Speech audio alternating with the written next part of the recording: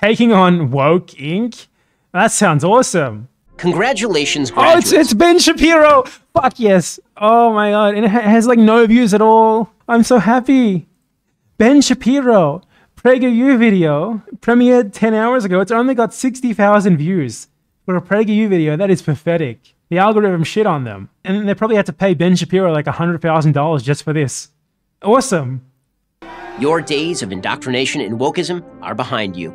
Your worries about being graded down because you wouldn't say America is... These people just like, you know, US conservatives, and I guess conservatives in general, are like, they're like the meme about how everyone on Twitter just invents a guy to hate, but in real life. Like, they've invented like an entire system, an entire idea of how things work that doesn't even remotely exist.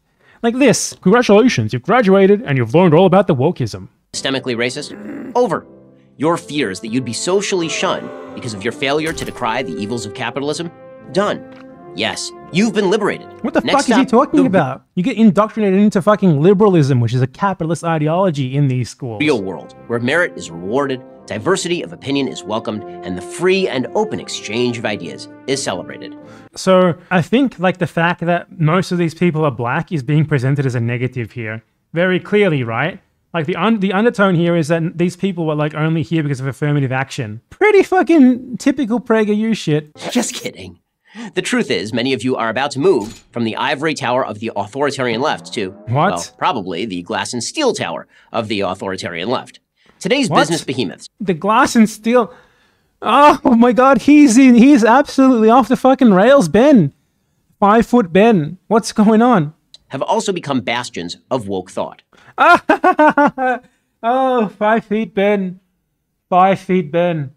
Oh, unbelievable. You can really just say anything these days.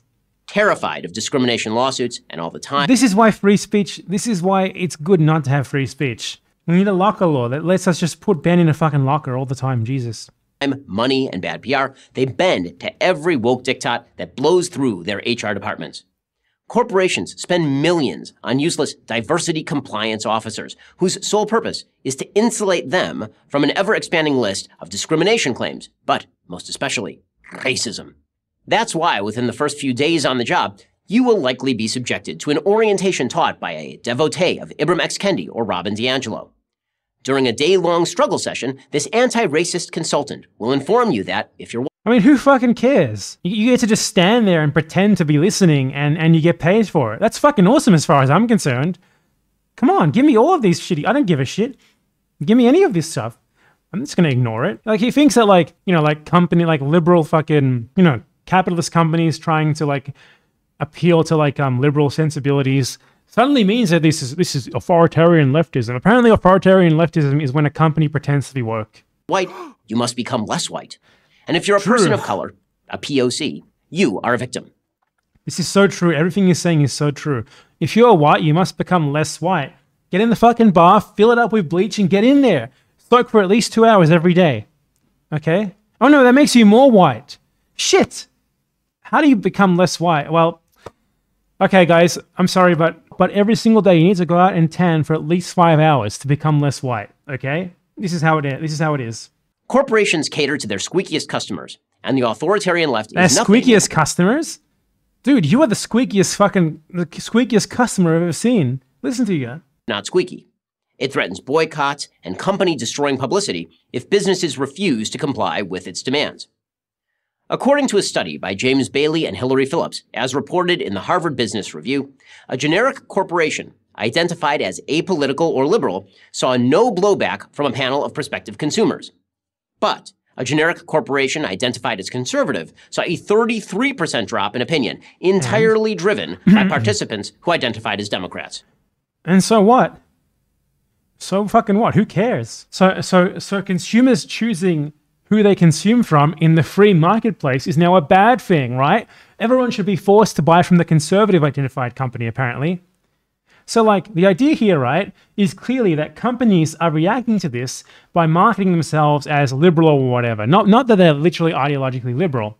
They're just responding to market trends. You know, if you lose business by identifying as conservative, identifying as liberal or apolitical makes more sense. Obviously. And he's going to ascribe it to them literally being ideologically this way, obviously. And it's funny because, apparently consumers exercising that consumer choice in the free marketplace is a bad thing now because it hurts my conservative feelings. Oh, no. That's why your boss will likely send out regular company-wide emails assuring you that he or she or she is on the right side of history and pledging millions of dollars in support of what or she or she. That is my pronoun. Xi Jinping. Xi Jinping, that's me. Thank you, Ben, for acknowledging my identity. Is on the right side of history and pledging millions of dollars in support of whatever the leftist cause du jour happens to be. And you'll be forced to echo these messages. Actually, they mostly pledge millions of dollars in support to right-wing causes, to capitalist causes, but yeah, whatever, bud. Or seek employment elsewhere. Corporations, above all, are risk-averse and controversy-averse. This means that they are petrified of their own woke workers and cater to them in order to avoid media-manufactured blowback. While apolitical staffers the idea that and corporations are afraid of their work is the least true thing I've ever heard in my life. May constitute the majority of employees at any company, the corporate heads are driven by fear of a vocal ideological minority, which is why if you offend one of your fellow employees on so if you have abhorrent views, you should be ostracized for them in as many ways as possible. Like, conservatives never look at this from like the position of, maybe the problem here isn't that I'm being oppressed. Maybe the problem is that I have absolutely fucking abhorrent views, and they reflect the fact that I am a shitty person. A message board by suggesting that there are non-sexist reasons why men outnumber women in STEM jobs, you'll be summarily fired. Good. Just ask James Damore of Google. Conservatives used to believe that what happened in college stayed in college. This was a colossal mistake. Slowly but surely, college radicals have re-normalized America's institutions. Let's talk about how. Author Nassim Nicholas... That's really weird, because from what I've seen, people are getting fired from their jobs for what they said while they were in college. Like the Associated Press journalist who was fired recently because she's Jewish, by the way, and in college she advocated for pro-Palestinian causes, and she was fired over that after lobbying by a conservative organization. So I don't know, Ben. It doesn't really seem like what you're saying here is true. Taleb discusses the process of renormalization in his book, Skin in the Game. Let's say you have a family of 4, including one daughter who only eats vegan. Mom now has a choice. She can... So like PragerU is now like trying to like describe like social studies theory to you, or at least like something that has like the aesthetic of it. Weird. Cook 2 meals, one for the non-vegan family members and one for her daughter, or she can cook 1 meal with only vegan ingredients. Yes. She decides to cook only 1 meal. This is renormalization of the family unit, which has converted from majority non-vegan to vegan. Now, says Taleb, have the family attend a barbecue with 3 other families. They're not vegan just because for 1 meal. Just because for 1 meal a day, they eat vegan together. That's not what vegan is. Like, did they all convert to vegan just because one person did? I don't think so, bud. That's like, these examples are terrible. I'm sure they still eat meat outside of that one fucking family meal per day. The host has to make the same choice Mom did. Make 1 meal or make 2. This process of in this scenario, they would 100% make 1 meat-only meal, and the vegan would like bring some fucking French fries or something. That's how this works, Ben. The fuck are you even talking about? What kind of examples are these? Just made up bullshit. Basically, the entire conservative worldview is just made up bullshit. Normalization, the new normal, continues until broader and broader numbers have been moved by one inflexible person. The same holds true in corporations. All it takes, according to physicist Serge Gallum, is a tipping point. A certain percentage of the population joining an inflexible movement and demanding change from a less than motivated majority. Gallum puts that number at approximately 20%.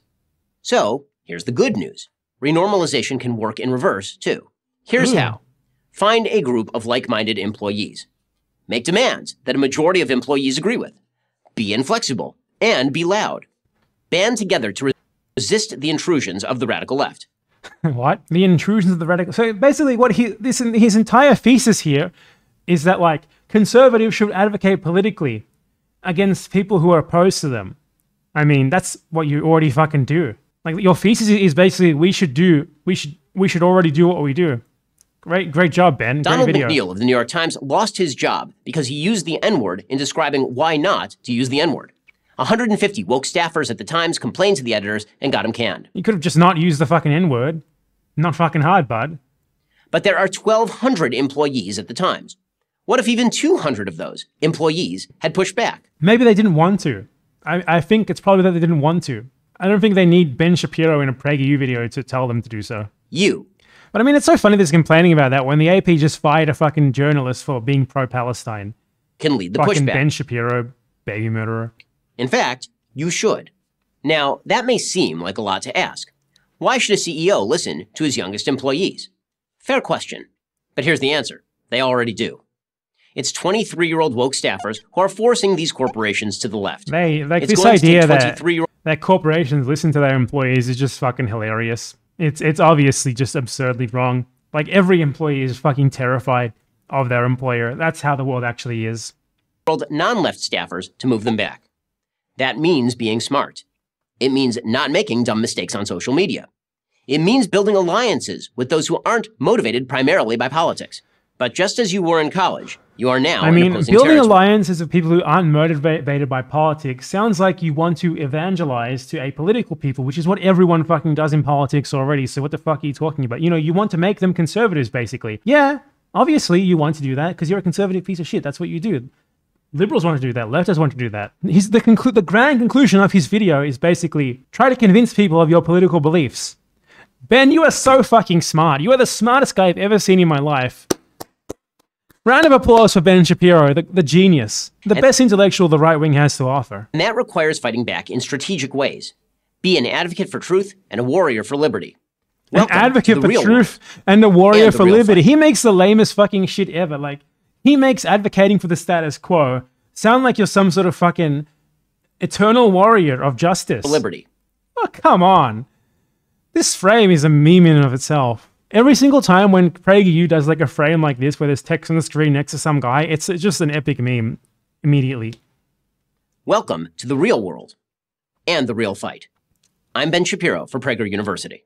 And that was a great thing to end it on. Evil Ben Shapiro in a window. I don't want you. Leave.